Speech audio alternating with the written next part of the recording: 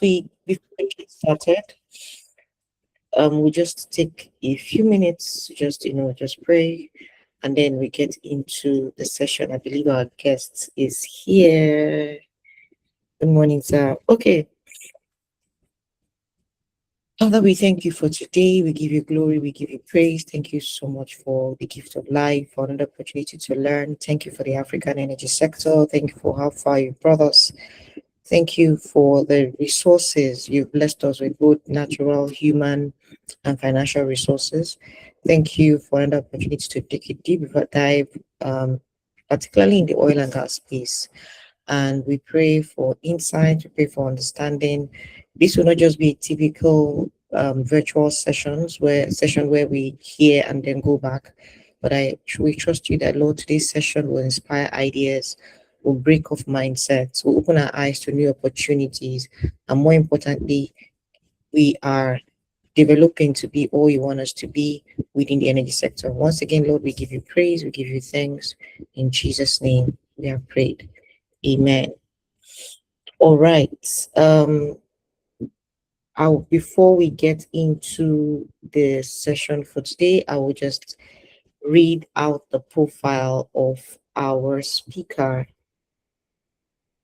Yeah, read the profile of our speaker, and then would have him come up on stage.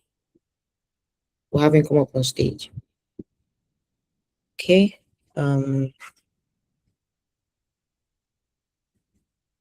Just checking. Can I move this? Just a second.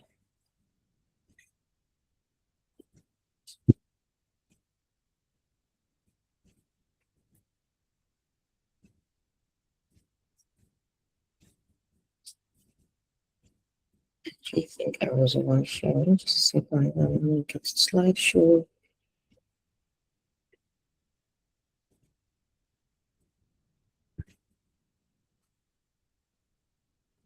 Okay. I believe you can see it now. Ladies and gentlemen, Dr.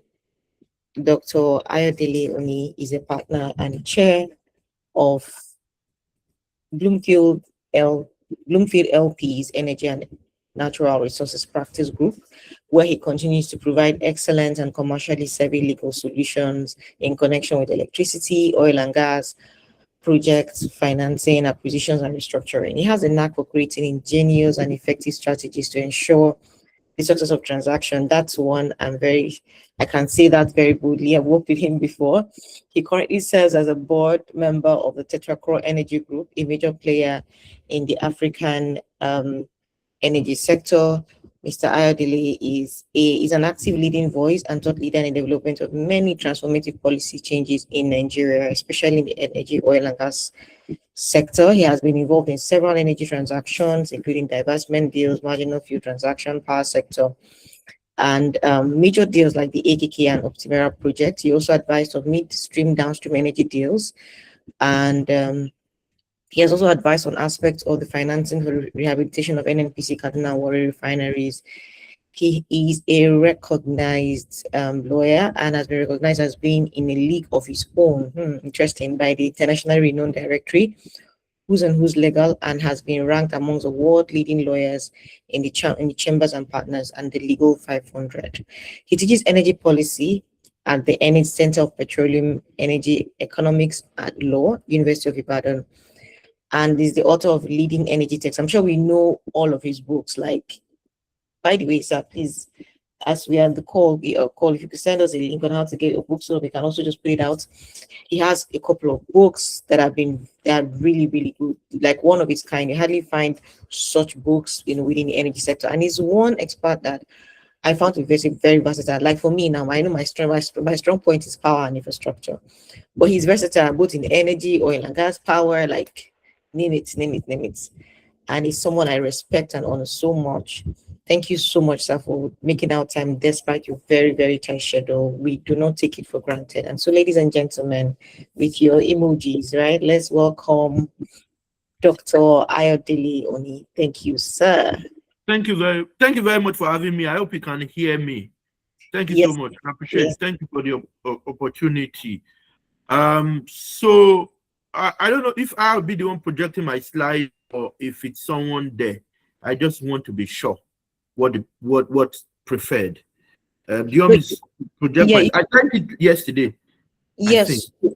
Okay, you can project if Okay, I'll it's project from my end. No, it's fine. I just wanted to be sure what your process is. Okay, I will. Let me just give me a moment. I should have asked. Um, yeah, I sent it yesterday. I'm sorry. Um, let me just give me a moment. I'm sorry. It's just I thought no problem. delete. I think someone is the team is also trying to share it from here. I believe you can you see it? Yes, I can see it though. I can see it. Oh, But it's yeah, I not on can. slideshow. Put it on slideshow. Who's sharing? I want to put it on slide. Okay, so oil and gas challenges, opportunities, and the energy transition. Um, I'm partly pro-Trump, partly believing of energy transition. So it's a mix. It's half and half. At times, I feel that energy transition. These are my opening words. I think that at times energy transition is the way the Western world touts it as if it's self-serving, as if it's selfish. Because anytime there's a challenge, they go back to coal, they go back to wood, they go back to everything else that is dirty. When it suits them, everybody shouts energy transition.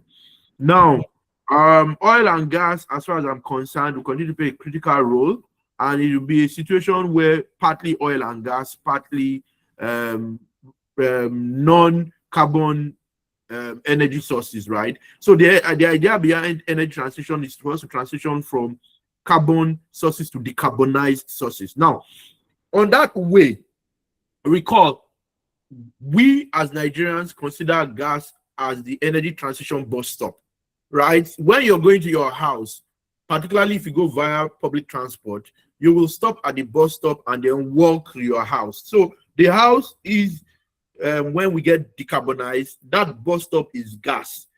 At the point we stop before we then finally decarbonize. Now, I think for the lifetime of all of us here, or our working lives at least, gas in particular will continue to be relevant. The decade of gas for Nigeria is 2021 to 2030. The year of gas was the year 2020, right? So I think that we cannot, there's always that debate. Can you transition from something you don't have?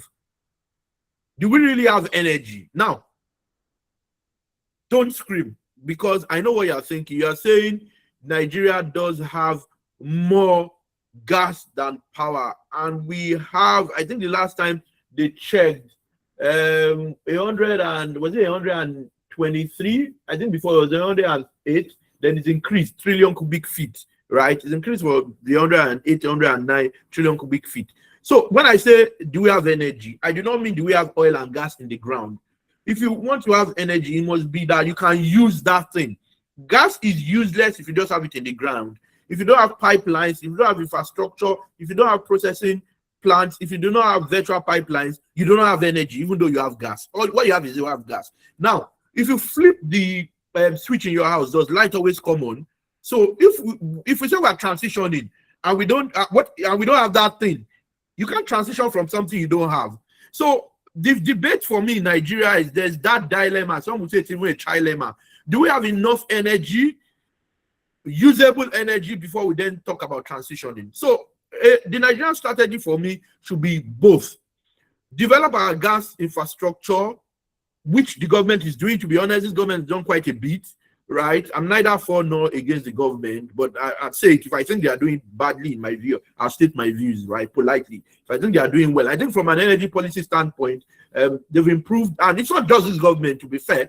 It started a while ago from Obasanjo saying we should push a gas-centric energy, it's gas-centric economic growth, to Jonathan doing a few things, to the last administration doing more, AKK starting and all of that. I think the concept of AKK was from whether it was Jonathan, but the idea really started to develop during the last administration. You know what makes it sad?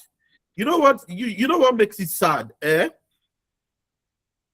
Nigeria, our gas pipeline was such that the eastern, that's ELPS No. That the Western helps. That's Escravos Lagos pipeline. If you do a lot of GSPAs and you need to do your GTA or you are looking at a network code, you would have heard the term helps. Escravos Lagos pipeline. That's the Western. And the Eastern, which is now been integrated by Oben and then carried to Ajaokuta, Kaduna, Kano with AKK.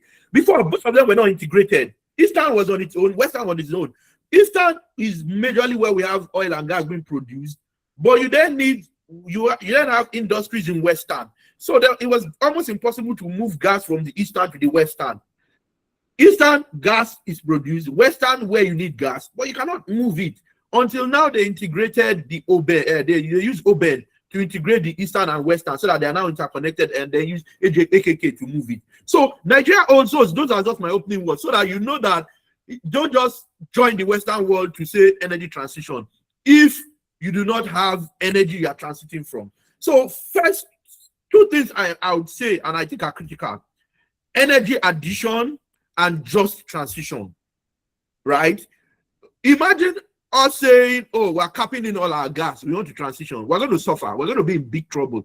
All of us here are going to move from whether upper middle class, rich, lower middle class, or poor, because the country is going to be in trouble. So we cannot just cap in our gas. So Nigeria owns over 37 billion barrels of crude oil reserves and more than 200 trillion cubic feet of proven natural gas reserves, right? I think it's 203, right? Yet resource abundance alone no longer guarantees investment or growth. Like I said, in an area of energy transition, global competition for capital, I think the issues around ESG, Nigeria's competitiveness would need to increase, because without that, we cannot benefit, we cannot get the sort of investment we want.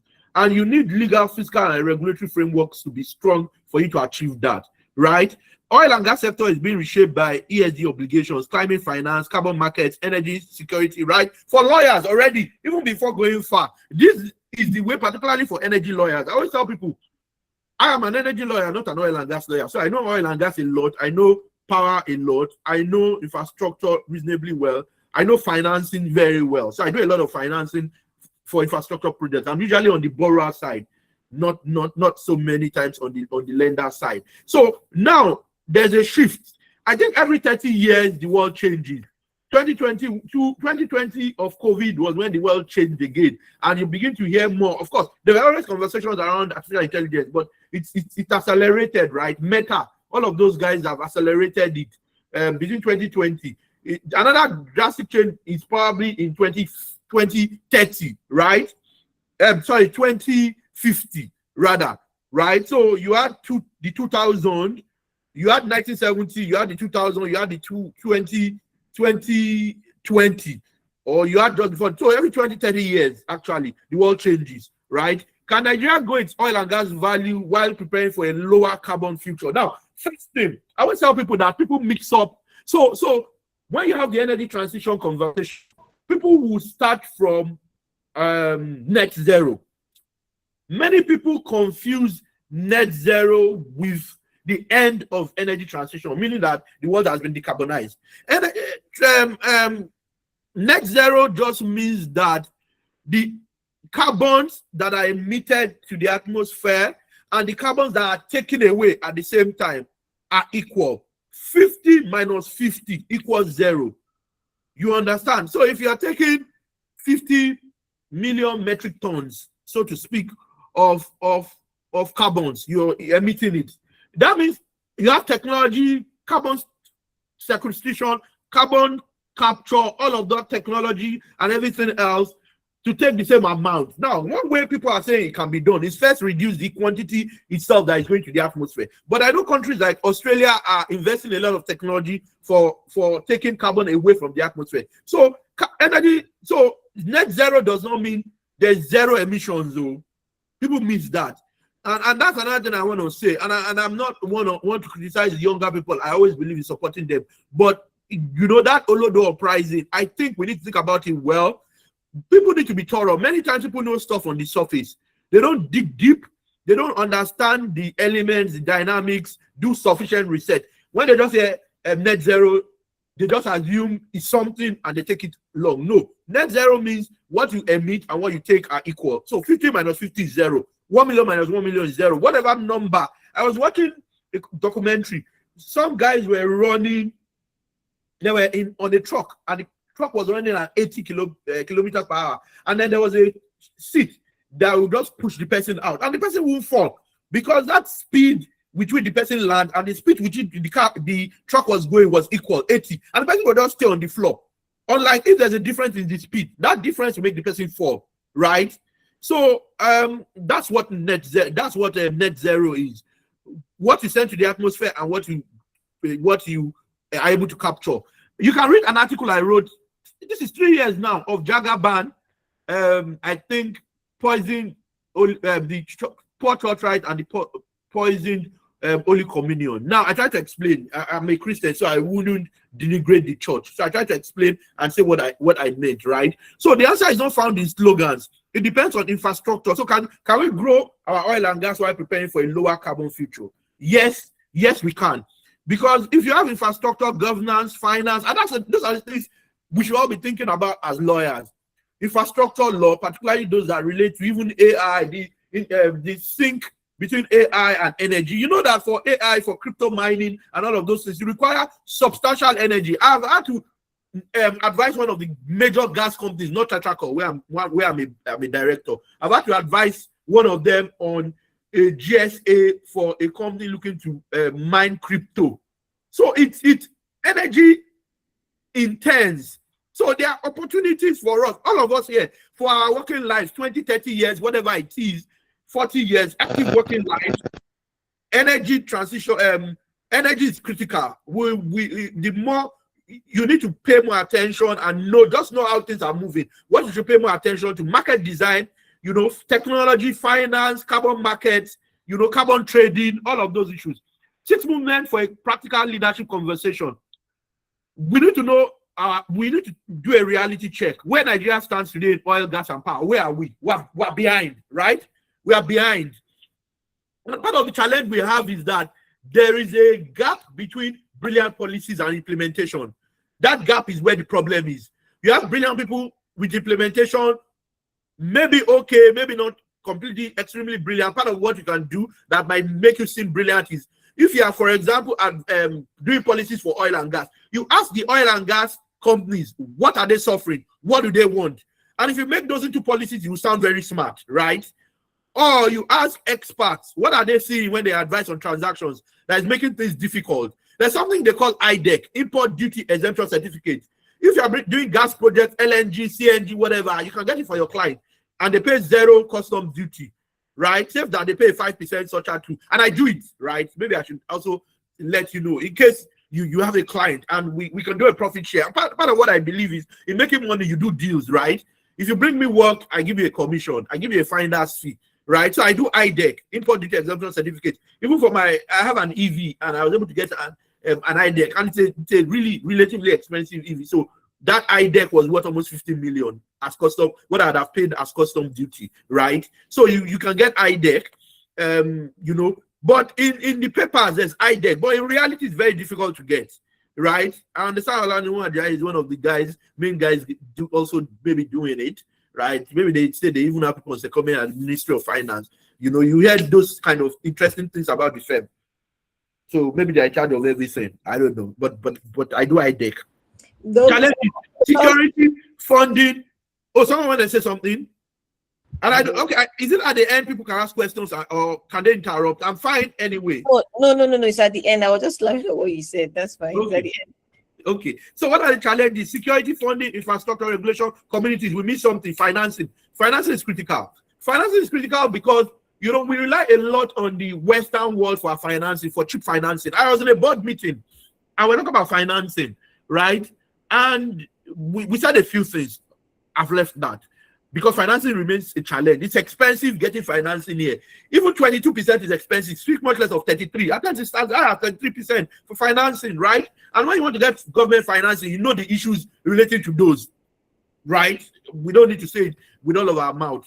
All of these public financing, government public financing, their issues are difficult to get. So if we don't deal, funding, I put it there. If we don't deal with that, we are joking. Because imagine if we only get $1 billion, the equivalent of $1 billion, let's say that's 1.3 1.3 trillion, right? 1 point, it's 1,000 what now? 1,003, 1,000 less than 1.4. That's 1.6 trillion if you get $1 billion. Imagine you're paying 33%. Someone else abroad is paying 5%, 2% for the same $1 billion, the equivalent. That person can do more, achieve more, save more, and has a longer term. That the person is paying smaller, much lesser amount every month because one, longer tenor, two, lower interest rates. We also need security. See what's happening. You get kidnapped. You are scared to go and build pipelines in the north. You are scared to go certain places. Regulation. Now, please, each thing I say, you can develop expertise around it. Even community issues, you can develop expertise. You can know how to do those communities. And we've done a number in my office. And one of the guys doing it recently moved to Olaniwu, right? We've done a number of those host community trust that structure. We've done it for a few companies, right? So community issues, regulation, you know how to draft regulations, right? And the interesting thing is that AI plays a role now for everybody's work if you know how to use it well, right? You do the base work, you can improve the quality of what you've done with AI after you've done the base work, right? It shouldn't make you lazy and you must review it because at times it's wrong. At times it's not really suit for what you want to do. You know, I think I write excellent opinions. I can write any opinion for either side. But if you test with the AI, it'll probably not give you as well as that because you know the rules of interpretation of statutes. You know, there's certain things you would add factual information, certain things that it would, right? Now, what are the opportunities? Across the value chain, you have gas, you have upstream recovery, you have power, you have carbon, and you have new markets, right? New markets are everything from carbon trading to solar installations, to doing solar-related energy projects, to do you can debate your mini grids, particularly isolated, because for your DARS, DARES, that World Bank distributed access to renewable energy scale up or something, access scale up. I always forget how to say it. True, it's distributed access DARES. I always forget, but I'm doing a number of deals on DARES, right? That's that World Bank thing where they give you financing. I know that their emphasis, and at the moment, what they are promoting is isolated mini grids, because we're working on a few isolated mini grids, right? So mini grids is something else you will see more and more of, because the grid, national grid, economically speaking, there's no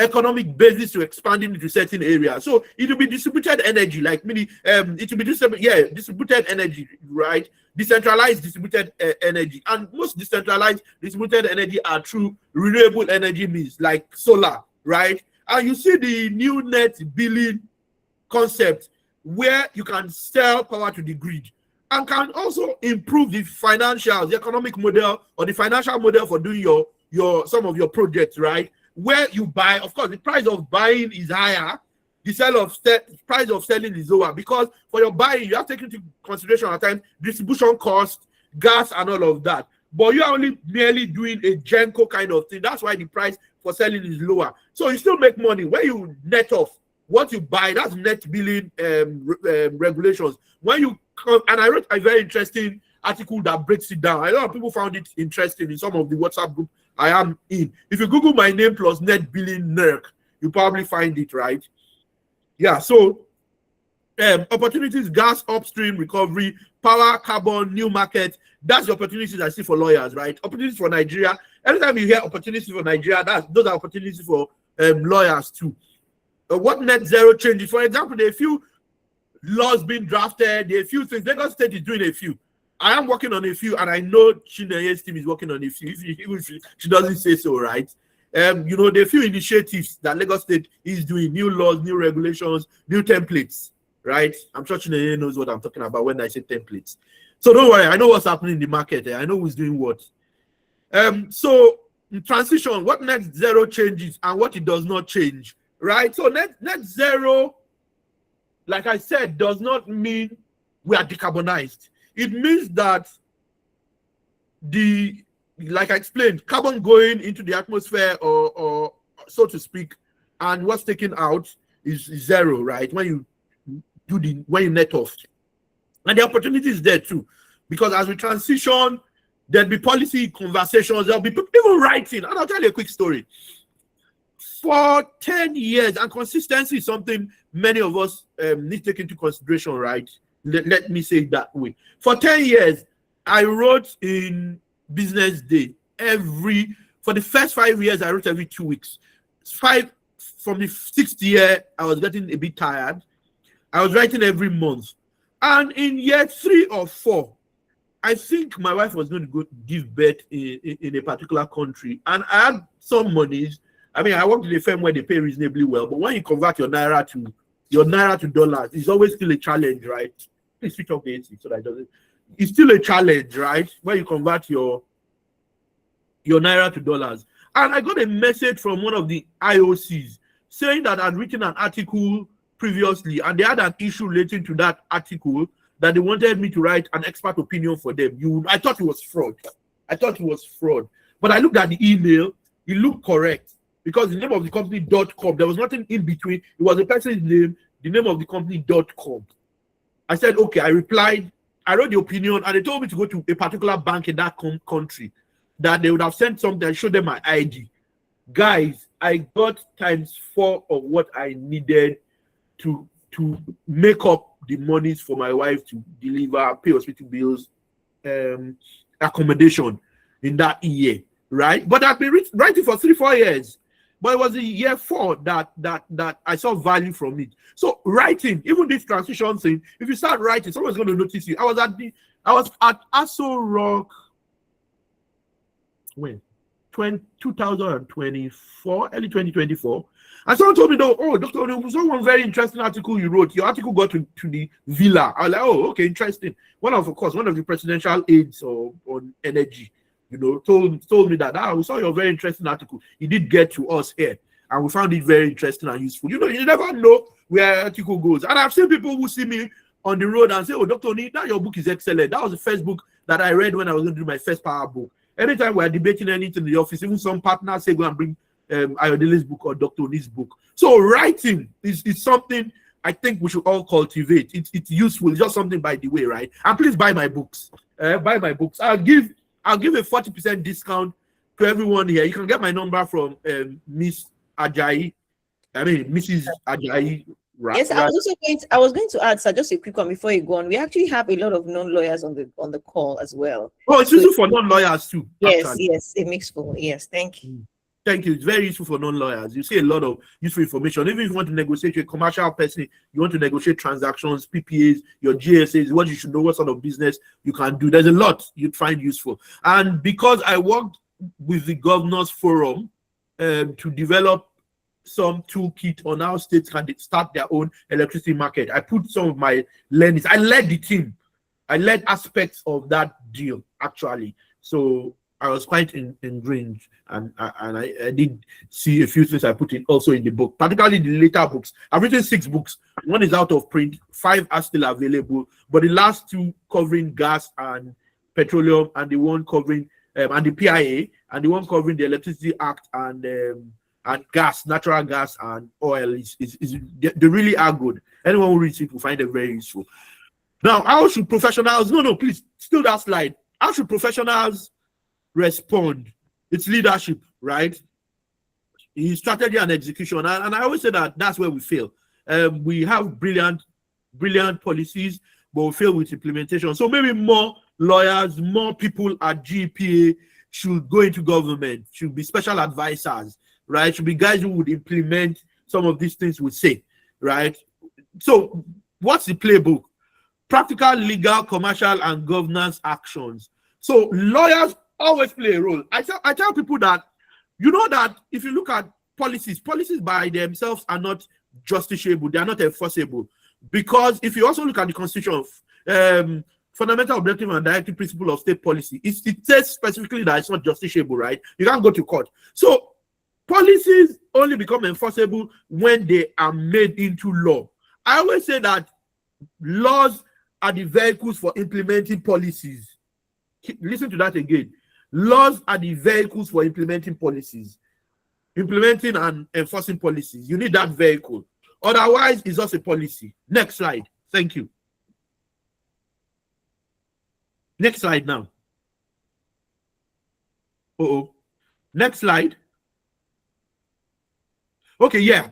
What's my thesis? The energy transition does not end oil and gas work. It changes the test for credible oil and gas leadership. For example, Lexology was out yesterday or day before yesterday, and you see the rankings for oil and gas. There were maybe two international, I don't know. Then there was next level of highly ranked. But for power, there were a few more people, but there wasn't the highest level in Nigeria. I don't know. Therefore, renewables, there was just whether me and Mr. Ogogo Akpata of 10 plus. Meaning that more people aren't pushing the renewable, or maybe there aren't enough transactions or people didn't enter for it. I don't know. If you check, you can check, you see that Lexology is out for energy. I'm not sure it's out for other. I don't know why they're releasing it in piecemeal. Someone told me yesterday and I went to check for it, right? So let's push the narrative. Whilst we have our oil and gas, we need to begin to look at, because I'm sure you guys would have realized that there are more electric vehicles on the road. I'm sure every day you go out now, you see one. And I was having a conversation with someone in my group in church. I'm a traffic usher in church, and I was having a conversation whilst we were directing vehicles, and I saw a few small electric vehicles. And the guy said, oh, those vehicles on a particular platform, I don't remember our platform, whether it's Uber or something, are 20% cheaper than those that use fuel, regular fuel, because they are EVs. Now they're 20% cheaper. The first time I charged my EV after I bought it a few months ago, and it was brand new. So I was charging it for the first time. And my tech guy told me that the full charge, electricity is very expensive where I live, right? It's like 400 thereabout per kilowatt hour. Very, very, very, very expensive. 400 plus thereabout. Now, it was still 32,000 for full charge. And it's 700 kilometers. But compared to if I had to buy fuel in the same car, I'll probably be spending 100 and something still, right? I think I fueled one of my cars yesterday and I was shocked. It was 130 something K. And it wasn't completely empty, but yeah, they had gone down a lot, right? So, you save a lot. You are spending 25% of what you would have spent, right? So the world is definitely going to transition. But then you begin to look at stuff like battery storage. What are the rules? What are the laws that will govern disposal? That will govern does the way you have abandonment, the way you have what's this thing? I forget the term. When you are leaving, when you're done with your oil and gas installations and you want to move away from it, you decommission, right? Decommissioning and all of that, right? So, old test, can we produce, transport, and sell hydrocarbons profitably? We're even struggling with this, right, in Nigeria. And we'll have to tell people like the Dangotes and the Aradels who are doing stuff for us. Yeah, decommissioning. Yeah, I did mention it. Thank you, ma'am. Guys that are doing stuff. Aradel increased its refinery capacity from 2,000 to 11,000 barrels per day. And I think Olaniwu were advising lenders, we were advising Aradel, right? We work together on that deal on different sides. So companies are expanding. You have Dangote, you have Aradel, Aradel is behind the West, the refineries. We have Bua looking to build its own. We have Walter Smith, who, I don't want Chine to chase me, so let me not say anything more than that. Can we produce, transport, and supply energy that is reliable, bankable, low emission, socially legitimate, and resilient to policy change? Right? If you see all of this, you see that lawyers already have a role, whether it's in policy drafting, in drafting the laws, in advising on the financing, in drafting the facility agreement and security documents, in drafting and looking at the ESG issues. So in fact, lawyers are getting more work. That's what it is. With transition, gas is there. You now have a new energy form. For example, Mr. Lekon Ogule, who is the executive vice president, I think it's gas and new energy or something, new energies. That's new portfolio. In the past, it would just have been EVP gas. But now it's EVP gas and new energy. So renewables and all of that, right? Can we attract investment before? That's what we said. Now, can we attract long-term ESG conscious and transition aligned capital? I don't know if you've heard about the Equator principles. There are at least 2 Equator Principal banks in Nigeria. I think Fidelity and Access Bank. Maybe there are more. If you want to do certain projects, if your projects don't meet those Equator principles, they cannot even give you financing, right? Can we reduce operating costs? Can we leverage before? That's what we said. Now, can we leverage AI and energy technology to improve efficiency and reduce emissions, right? Now you can do too much. So I do a lot of work, even though you see me on TV, you see me everywhere. I do a lot of work. I didn't sleep until 4 a.m. this morning because I had some work to do for a client. And, I was able to finish that work. I'm sure the client must be crazy impressed at the moment, right? Because I sent it yesterday and I finished and it was not small work. Why? I knew what to do. I've done something similar to that.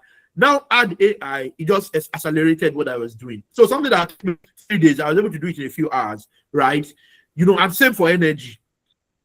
Can we obtain regulatory approval? See the roles of lawyers in all of this. And now the new test is, can we satisfy ESG disclosure, climate reporting, and sustainable finance requirements?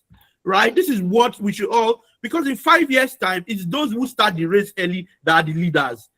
I wrote, and there's a debate whether my book or Professor Yemi Oke's book was the first in power. But one of us wrote the first book, and they came out about the same time. I'm sure it's the same month, the same week, or something, or maybe a day apart, right? So if you start the race early, you would have gained ground before other people join you, right? So start early now. All of these issues are things you should begin to read about, learn about, write about. Do emissions simply represent a compliance cost before, right? Now, can emissions become tradable assets through carbon credits and carbon markets? I am invested in a carbon trading company. I don't know if the gentleman is here, right? So he's doing stuff and he's succeeding. He's raising funds and he's raised reasonable money, right? There'd always be that opportunity. Sorry, give me a moment.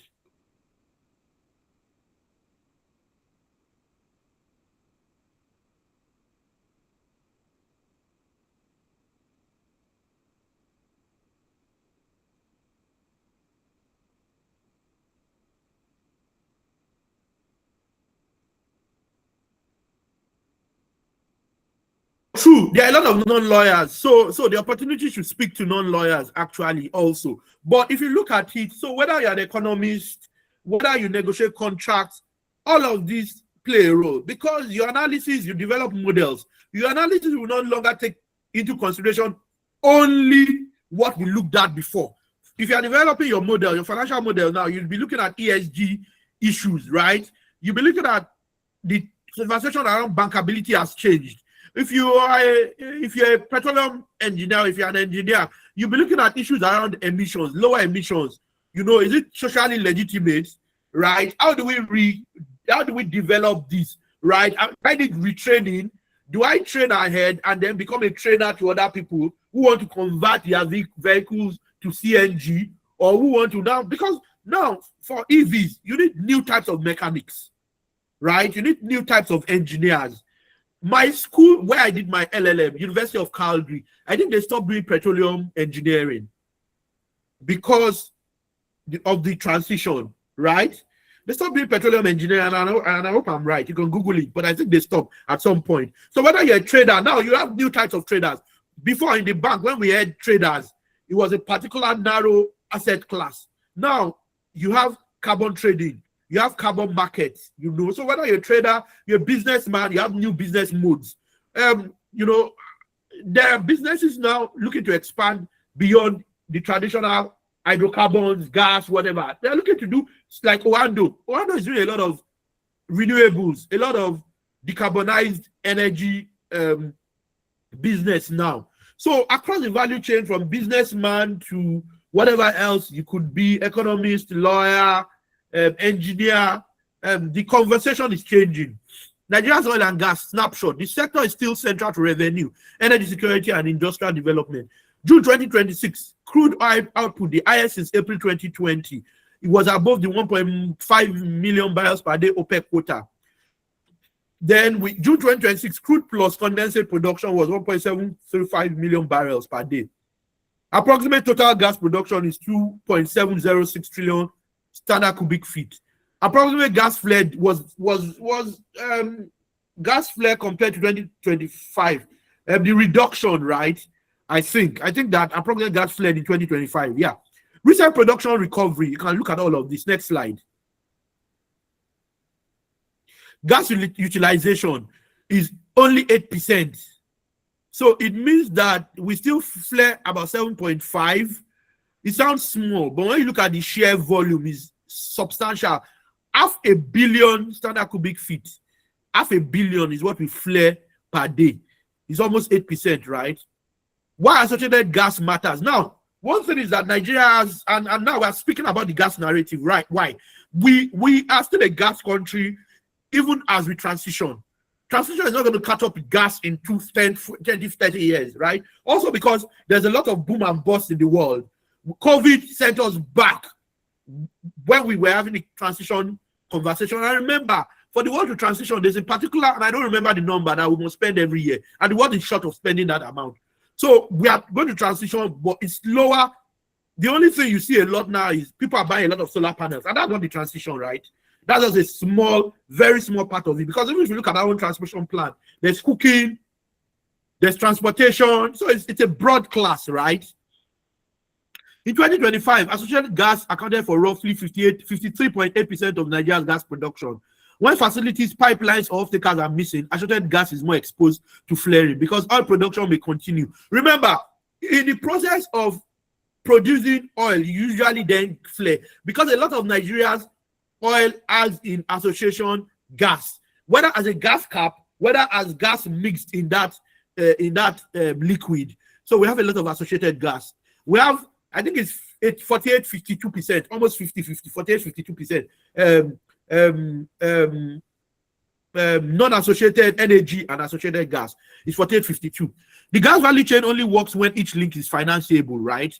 Production is financeable. You can capture, you see, you can evacuate, you can offtake, you can get revenues, and you are complying. So across the value chain, as an economist, a lawyer, a business person, a negotiator, even someone in the media, I don't know if you've noticed, most oil and gas conferences, there's a particular gentleman, even IBA, even when Nigeria is in OTC. I was in OTC this year, and he was the one again, if I'm not mistaken. He is always there. I don't remember his name now. He's built something for himself. There's also this lady, and I can't remember her name. I think it's Temi, right? So people have built, you can build even for a communicator, you can build expertise around energy. So that in their conference, I can imagine that they take 10 millions or maybe tens of millions. They fly them on business class or first class or PJ to attend those conferences outside Nigeria, to just come and compare, to be MCs of those programs. So every area, every profession does have a role to play, does have opportunities, right? I have only a minute or two. Sorry, I'm a lecturer, so at times maybe I over explain, right? I just think it's good so that everybody really does understand. Challenge, security and crew theft, right? What are the issues we've had? Asset integrity, community trust issues, and the PIA has established the concept of a host community development trust fund. But the challenge, some challenges still persist because now they're fighting amongst themselves, right? We have revenue leakage, we have contractual impacts. If you look at all of these, there are opportunities for everybody: lawyer, doctor, engineer, tech person, IT, engineer, commercial negotiator, even the businessman, right? Next slide. Infrastructure bottlenecks, right? Processing, pipelines, power evacuation, storage, more so with what we have in metering and data, right? Until Nigeria moved, so you see that the quality of the regulations of NEC has improved because they moved to a data-driven regulatory regime. Next slide. What investors want? Predictable fiscal terms, and this is speaking to Nigeria, and an opportunity for you. Credible regulators, because more and more, and I'm sure maybe my firm is growing, more and more we get, almost every day we get an instruction, even especially in our energy team, and I'm sure it's across every day. Someone is doing something, someone is considering something around the transition, someone is considering a new type of business around carbon trading or the carbon market, someone is considering a tech thing that is energy dependent. You know, a lot is happening, right? So but the country does still need some of this predictable, because one thing China did do, it used its population, right? The population played a critical role. Yes, there's a particular book that says that has a thesis that the larger your population, the more likely you guys are going to be poor, right?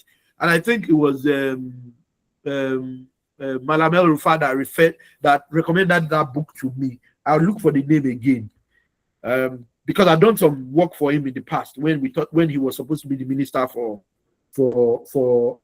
power, and I mean that doesn't go through, right? What often delays projects? Land issues, community disputes, FX exposure, tariff uncertainty, slow approvals, security risk, inconsistent policy signals. These are the issues we've been having and we still have, right? I'm doing some land. I have a client looking to buy large expense of land, and in a particular part of Lagos, and Lagos government has just stopped allowing people to sell land in that area, right? So those challenges can remain challenges if we are not careful. Regulatory overlap, upstream, midstream, electricity, environment, state markets versus federal, right? Those overlaps, some are good, some are problematic. Please go next slide. Fiscal effects, price pressure. They can share these slides so I can read them, or else I won't finish today. Next slide. Community, environment, and legitimacy. See, let me tell you a secret. When you see a problem, you make money by developing skills to solve that problem. The more difficult the problem is, the more money you make solving it. It could even be, so I don't know if you've heard this joke that my pastor, I go to a church, Daystar Christian Center, and my pastor, Reverend Sam Adeyemi said this like maybe 10 years ago or more, that a machine wasn't working, and a guy charged them $1,000. This was maybe 100 years ago, by just eating a part of that machine, right? And you know, and the guy said, but you just eat a machine, why should we pay you $1,000? He said, well, it's $1, it's $1 or it's $100 for eating the machine. But for knowing that I should eat the machine is $900 or is $999, whatever he called the number. So knowing what to do itself is the value, right? So a technically sound project can still fail socially, right? When you look at ESG, when you look at is this socially responsible? You know, when it affects communities adversely, or you don't do an EIA. You hear the debate with the coastal road. I don't know what the answers are. I'm not an environmental expert, and I don't want to go into the controversy. But at times, if you don't do things the way you should, then you may have challenge. And I'm not saying they didn't or they did, but there'll be arguments and counter arguments that they didn't or did. Operators and lenders, regulators and states. These are areas where things fail. For example, you do something without getting regulatory approval, without knowing you need regulatory approval, then you get into trouble, right? And they will unwind your project or they cancel your project. But demand picture is changing. Energy transition does not mean oil disappears tomorrow. It means demand becomes more contested. Oil and gas still matter. Although, you know the funny thing, maybe in 40 years' time, 50 years' time, if you are using a car that uses PMS, crude, that uses liquid fuel, you're going to be a rich person in quote. It's going to be like unusual, and people are going to consider you bourgeoisie.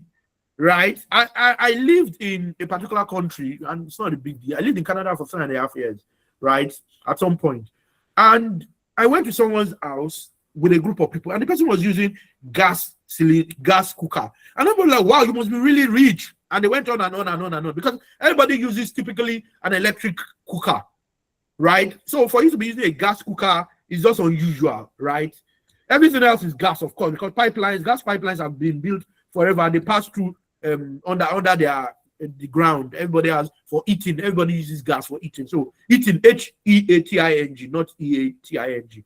No, not Eating, right? Or eat, Heat, right? I'm Yoruba, and you know that H factor can be a challenge, right?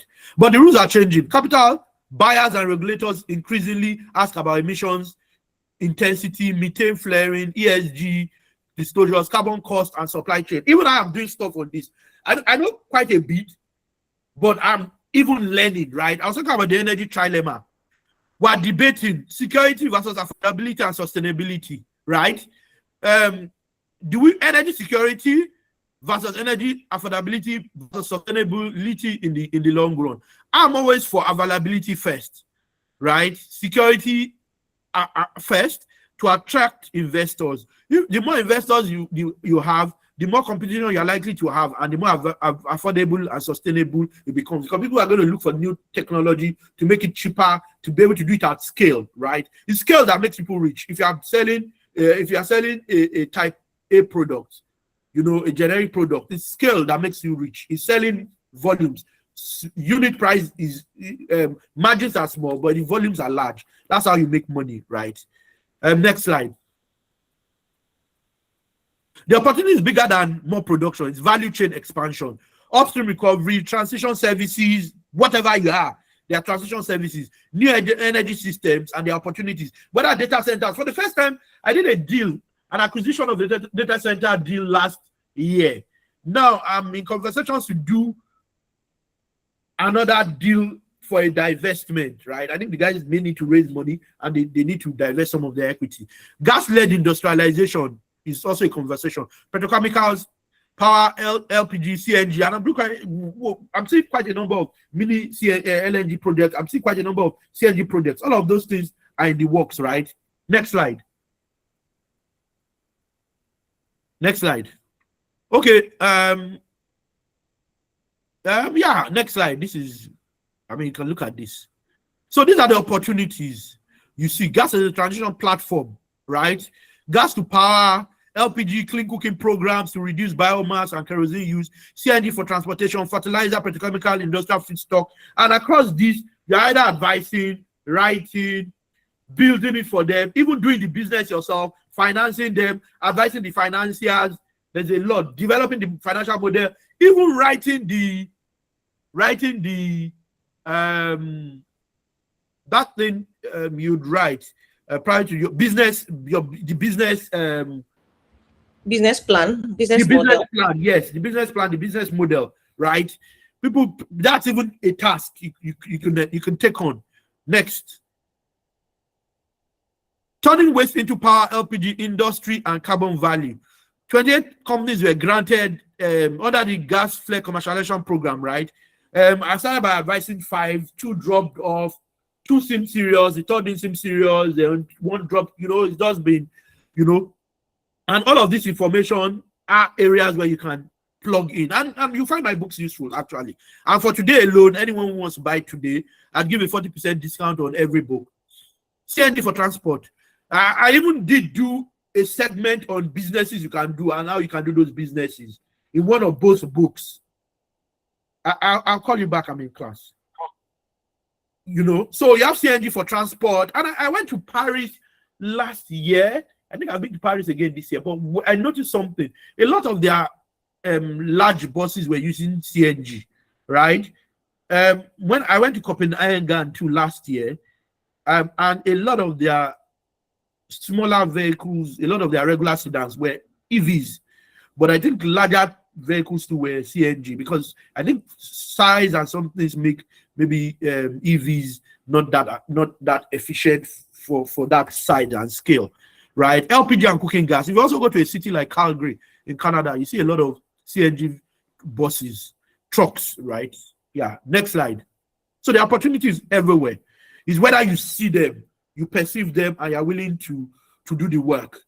Gas supply, quantity, quality, delivery, pressure, and interruption. These are issues and areas of problems. EPC, OMM, O&M, and those are things you can do. Fuel conversion and reliability obligations, tariff payment, security, and stepping rights. These are the issues you see. Gas to power, right? Where you're negotiating your GSAs to. Allocation, metering, billing, and service levels. What are the regulatory issues? Licensing, grid, state market, environmental approvals, right? You know that Nigeria is transitioning from a GTA model to a network code model for gas, so that you're not drafting a gas transportation agreement necessarily. You have a uniform set of rules, which you sign a framework agreement to be bound by the network code. Renewables and hybrid systems is another thing you see people are doing. Hybrid solar and gas or diesel as backup. Next slide. So there are opportunities there too. Mini grids and distributed energy, and I was still saying this under the DARS. Distributed access to renewable energy through renewable energy scale up or something. Distributed access through renewable energy scale up. I think that's what it is. DARS programs. And I've done a little work, and I'm doing a more substantial transaction around that at the moment. Next. Okay. You know, carbon market and emission assets. This is a new asset class, right? And you need to learn more. For lawyers, carbon markets create new work. For everybody, for everyone, developing models, even teaching people to understand it. Those are those opportunities and those options. Next slide. And please go out if you're a lawyer to vote. I have my candidate, but this is not the forum. Why measurements matter, right? Professional opportunities too. Independent MRV, meter audits, emission contract, compliance reviews, ESG assurance, data room diligence. In 20 years, this is the conversation, right? More than what we currently do. So everyone should begin to learn to transition also in the work they do. Next slide.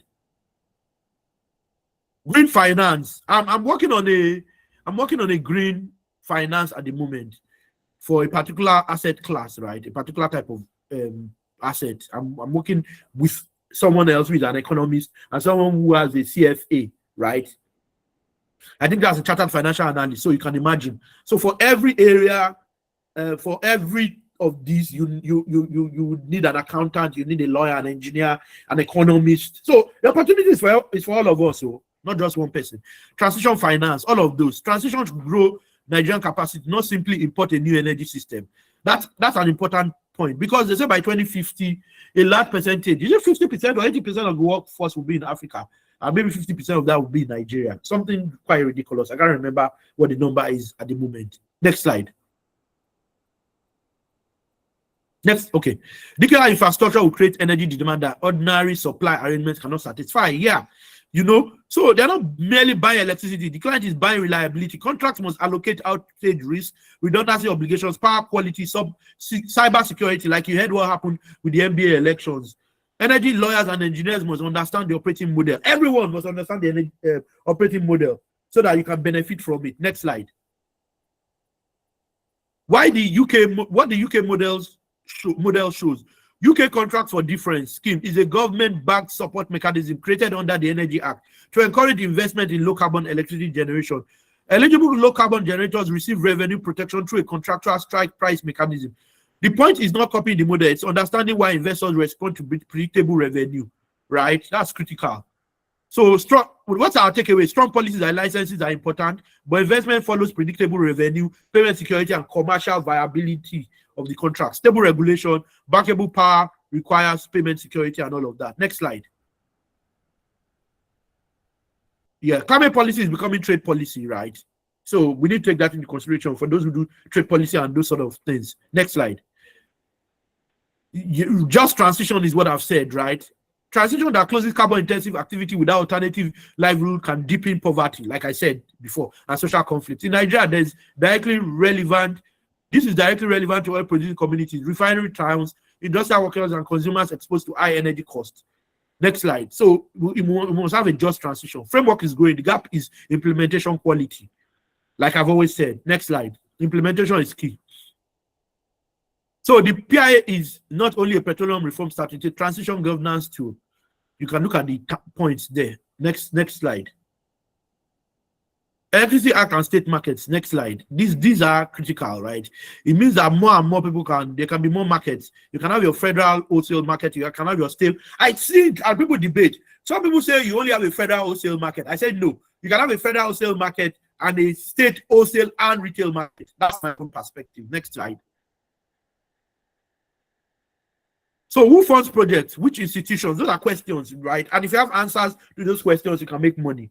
Energy leadership is no longer just technical competence, right? It's systems thinking, execution discipline, risk literacy, data culture, stakeholder trust. Next slide. The professional playbook, what energy professionals should be able to do differently after today. Translate policy into project level decisions, challenge unsupported transition claims, treat gas projects as infrastructure and market design projects, not merely resource development projects. Build contract around Nigerian realities, FX, security, community issues. See the capitalization as competitiveness, lower emissions, better data, and cleaner power can protect market access. Recognize how climate finance is shaping energy transactions. Advise clients on emerging energy technologies by understanding legal implications of AI. Advise clients across entire energy value chain. And, be able to think on your feet, know all of these issues. That's how you become valuable. That's how you become invited to boards, right? And get reasonably paid. There are boards where you probably will be earning $50,000 a year by just sitting on their boards, or even more, right? So those opportunities, but you must show value, you must add value, you must have added value to yourself. Risk allocation is always a question. Next point. Next. This is a lot. Yeah. What are the recommended actions? Prioritize infrastructure that commercializes gas and reduces flaring. Straighten metering, emissions data, independent verification. This is even advice you can give guys when you do transactions. Coordinate federal, state, and sector regulators around integrated projects. Make host communities economic participants. I didn't know it was for 5 minutes. If I knew that you'd be half these slides or a quarter. Next slide. We're almost done anyway. Nigeria's oil and gas future will not be protected by denying the energy transition. It will be protected by leading it intelligently, particularly in Africa. I think Nigeria should have an Africa strategy. I think Africa is about 1.7, 1.6 billion of the world's 6 billion, if I'm not mistaken, right? So if that's the case, trading within ourselves alone is something massive, right? If we can have a good African policy. The task before energy professionals is not merely to defend the existing sector. It is to make the sector cleaner, more productive, more bankable, and more useful to Nigeria's development. I think last slide. Questions and answers. Thank you, guys. I hope you found it a bit useful, a bit interesting. Yeah, and maybe you will support by buying my book. Oh, I've seen some of my bosses here. I've seen EVA, I've seen Madam Ojo. Thank you very much, everyone. I hope you found it useful. Thanks. I can take a few questions. I mean, I don't assure you I know all the answers, but I can assure you I'll try. Thanks.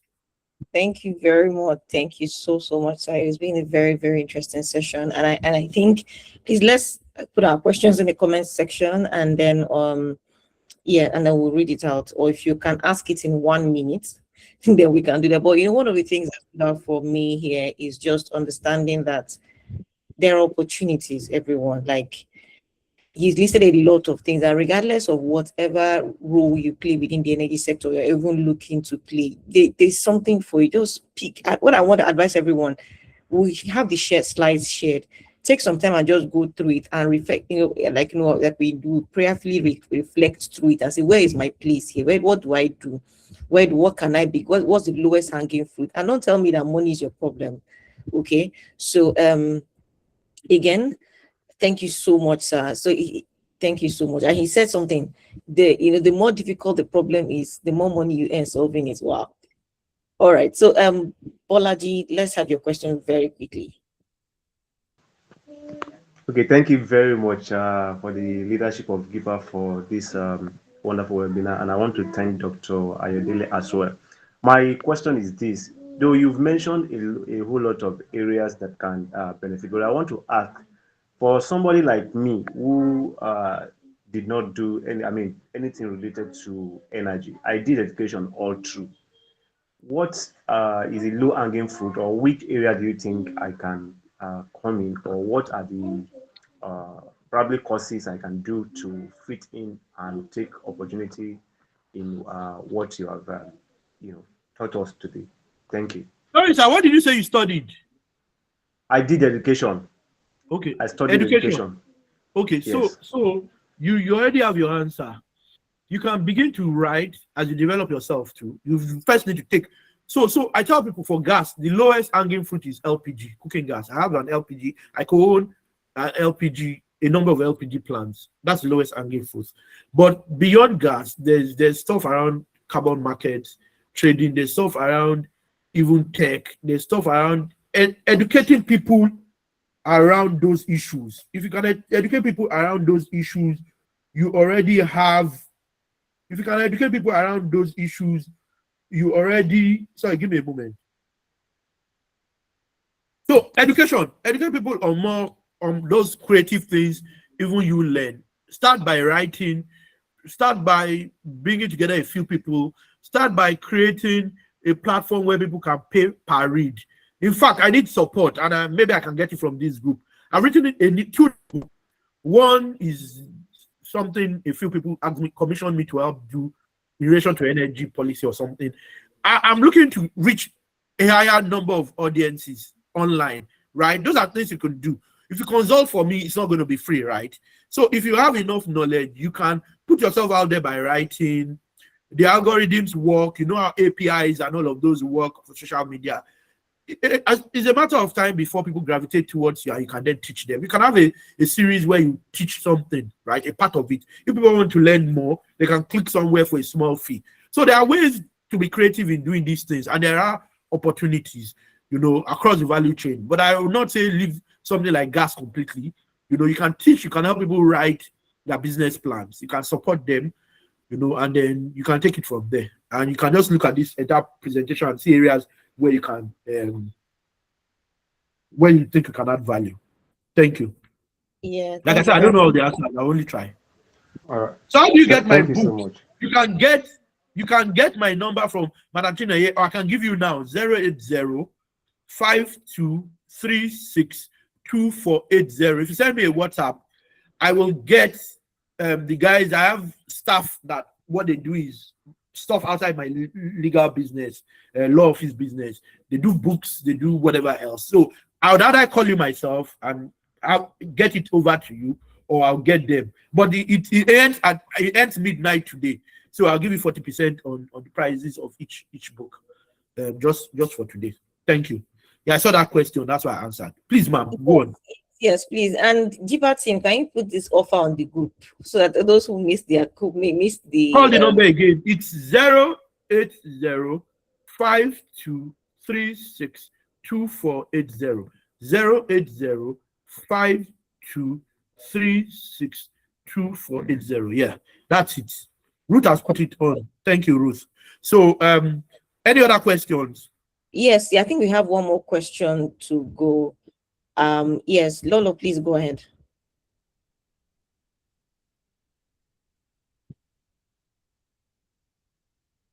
Maybe I'm muted. Lolo, I can't hear your question. Lolo, can you go? We are muted if you're speaking. Okay, I can't hear her as well. Theophilus, you can go ahead quickly.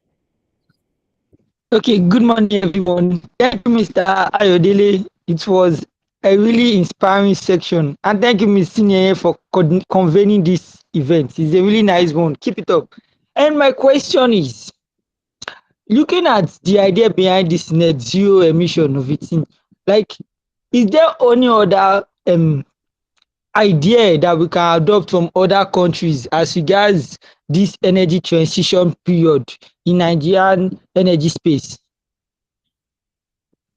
Do you get my question? Yes, I did hear your question. Or do you want to repeat the last part so that I'm sure I get it? Is there option? Okay, go on. Yes. Can we adopt an will I say ideas from other countries like Australia and Canada, like you mentioned? Absolutely. Okay, go on. Yes. Okay, go on. What are those concrete policies we can adopt and implement in our own situation? And looking at questions regarding implementation, we will not have to think of any idea about implementation. We can just copy it in our setting. Is there any policy like that? Okay, so brilliant question. The issue is there is policy, there's copying policies. There's even copying policies and you make it bespoke for your own country. You modify it. But there's not implementing that policy. Policy is you say something. You want to be giving fiscal incentives. You want to be doing this. Now, it's not the president or whoever it is that is saying it that will implement it. It will be maybe civil servants, it will be certain offices. But do you have the right people in those offices to implement that thing? Are they going to say, go and bring 1 billion to get this? Are they going to say, you know, and you don't have that money, right? Or are they going to make it so difficult that your project is already off? The lenders have walked away because it's taking 2-3 years to get that thing. So it's not about policies in Nigeria. I think we have some of the best policies. In fact, I argue with my friends who live abroad that Nigeria, in many cases, has better laws than some of these countries. I dare say that maybe we have better laws than Canada. in areas where we are, minus areas where they are advanced and they have laws and we don't have laws. But in basic areas, we seem to have better laws. But it's better to have bad laws and to have good people implementing the laws than to have good laws and have bad people implementing the laws.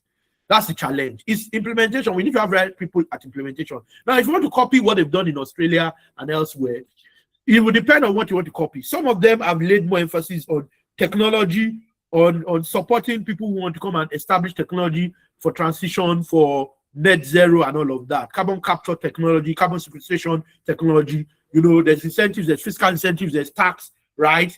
Canada has programs where if you are very talented and creative around AI tech, energy transition tech and all of that, there's a pathway for you to live in Canada, maybe not even get citizenship, live there as a resident, so that there's power, there's everything you need, whereas you are working for another country elsewhere in the world. They have that program. So different countries are coming up with stuff they think would help them work. We also have come up with a few policies, but the question is whether in reality those policies will be implemented. We borrow stuff. If you look at our tax laws, I think I did a research a while ago. The new tax laws, they were borrowed from certain countries. That's the truth. So we borrow stuff. Is now whether at the point of implementation, we will implement it the way we ought to implement it. You know, that's where the debate is. Thank you, sir. Thank you, sir. Yeah. Thank you very much. Thank you, sir. The more Lolo, please, yes, you can go ahead now. Just before you go, just the reason why everyone should we need to have the right people at the top, and that's one of the things we preach here at Gepa. We can't just be having plenty of talks. What can you do to position yourself to be in a position to make the kind of change we want to see? Okay, go ahead, Lolo. I think that will be the last question. All right, thank you very much, Chinenye. Dr. Adoye Yelele, thank you very much for an insightful presentation. I hope I have your pronunciation of your name correctly. I'm joining from South Africa. So my question is around, or rather in South Africa, we have a significant amount which has been allocated towards gas to power as part of our energy mix. You know, just drawing from Nigeria's experience, the question I'd like to ask is, as one of the leading countries in the gas economy, what advice would you give to entrepreneurs who are interested, not just in gas production itself, but building a commercially viable business across the gas value chain? I hope the question hasn't been asked, lest I missed it. So where do you see the long-term opportunities for emerging local business opportunities to entrepreneurs to position themselves? Thank you. Okay, thank you very much. I think your last name is not Samai, right? Correct. Yes, thank you, sir. Yeah. You killed my name a bit, but fine. I understand. You're not Nigerian. It's Ayodele, Yeah. but it's okay. Apologies for that. It's not a problem. Oh, no, it's not a problem. I'm even teasing you. It's not a problem. Okay, so to be honest, you would have to put it in period buckets. What do I mean? Next 5 years, next 20 years, next 30 years, what I see. Now, for the next 5 years, I think stuff like CNG, LPG will continue to play a critical role. Whatever way you look at it. You know, there's a government policy where individuals will no longer own cylinders, and they are gradually moving towards that. They're working on a structure where you must have, you know, LPGs, cooking gas cylinders, LPG cylinders, they expire after a period of time. You shouldn't use them. But you see people using those that are old, and you know, this thing can explode any moment from now. So there's that arrangement. So if you play anywhere around, that's the low hanging fruit, right? Around LPG, CNG, I think 1. 2, if you are coming to a country like Nigeria, make sure you work with the right people. The people who understand the law of the land, the lawyers who understand what's happening in the country. You don't have the right. In fact, I always think, start with a lawyer. Your lawyer will probably introduce you to a banker, to everybody else. Start with the right lawyer. And at times, the chambers of commerce, if there's a Nigeria South Africa Chambers of Commerce, if you walk in there, they'd be able to advise you. If you give them a call, they'll be able to advise you on the sort of people you should be speaking to. Now, but from a strictly gas business standpoint, I think LPG is the lowest hanging fruit, whichever way you do it. I also think LPG, CNG are the lowest hanging fruit because the demand continues to expand. Also, I know this also because I sit on the board, you know, that does CNG. I think those are two things. And if there's a way you can also plug into pipeline gas in some way, Could even be portfolio investment in a company that is developing a gas asset, right? They need money to be able to further develop their gas. Maybe they have a gas field. They've started some work and they need you can buy equity, you can buy 20-30%, depending on how much you have, right? And be a co-owner and then develop the entire value chain from that your gas field, which is upstream. You can then develop a midstream and a downstream play. So that ultimately if you control the value chain, you make more money, a lot of money, from owning the upstream asset, the gas, to processing the gas and to be selling.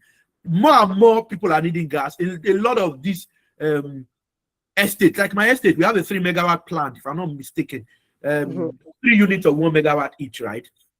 And it's gas. I see them bring the CNG truck like almost every week. So I think that that's where I see for the next 5 years. Now, if you take it to the next 10, 15 years, I think that you'll see more around solar renewable business, carbon markets, carbon trading. Say another after 5 years. I think that was going to. But if you plug in now to a lot of these younger guys who seem to understand how it works and who are investing and who own companies, a lot of them come and they say they need cash, they need support. So if you can buy 5-10%, that's a place to first start and develop what you're doing. Because, like I said, you can never be wrong with gas. There's a lot of crypto mining happening, and people need large volumes of energy, particularly gas. So I just think it's gas for at least next 5 years at the minimum. Maybe next 5 to 10 years. Then you begin to talk about carbon trading and all of that. I think those will play a role. What you may need to do is to look at our Climate Change Act and to look at those 6 or 7 areas: cooking, transport, and all of that, electricity. Look at those 7 areas and you find somewhere to plug in. And I think cooking, because people would always cook, is a critical area where you can plug in cooking gas. I keep going back to that, right? And depending on the scale too, you could even do something larger, particularly with CNG. Build more than sister stations, even build smaller power plants dedicated to certain areas. Once you can close out on your PPA and their interest in the plant. So I think 10 to 20 years, gas will still be relevant, but it will wane as we move on. Thank you. All right. Thank you, sir. Sound. Thank you. Thank you very much. I think the general points I will just add as we round up is this, right? When it comes to opportunities, I think the starting point I would like to leave everyone is knowledge. Just read about, because I also remember I mean I never had a strong knowledge in energy before, right? And it all started with reading, right? Develop knowledge. And I also think that the lowest hanging fruit in terms of starting a business or any role, making money will be once you begin to know, get knowledge, begin to talk about it, let people know that you're interested in this thing, let them know that you are right. And the good way to know you're interested in something is writing about it, talking about it. And I think the other third level is connecting people. If let's assume, I'm saying this for those who have 0 naira, let's assume you have 0 naira, $0 with you. How do you get to start? Just start with connecting. Okay, Mr. A has this, Mr. B has that, and Mr. A needs what Mr. B has. Because you're building knowledge, so you already know how it works. Number 2, you're building relationships and network. You already know people around that particular space. You're able to connect A and B, and you get a commission there, right? So as you begin to connect 2 people, 3 people here and there and all of that, you begin to get knowledge of the market, and here and you can then start up gradually. So what I'm just trying to say is that a lot of people feel oil and gas or energy generally is capital intensive. Yes, it is, but are there quickest, shortest and fastest way to get in? Yes, there are. So one thing I want to leave everyone here with is, I think is an epiphany I had very recently, is a concept of VUCA. I still intend to write about it. It's a concept around analyzing the economy or market. It's called being volatile. U is unstable, I think, uncertainty rather. C is complex, and A is ambiguous. See, especially in the African energy sector, VUCA has come to stay. There will never be a time where everything is all clear, economy is all good. There will always be difficult, complex, challenging situations. So if you are waiting to start your business or start that thing when everything is all perfect, it will never come.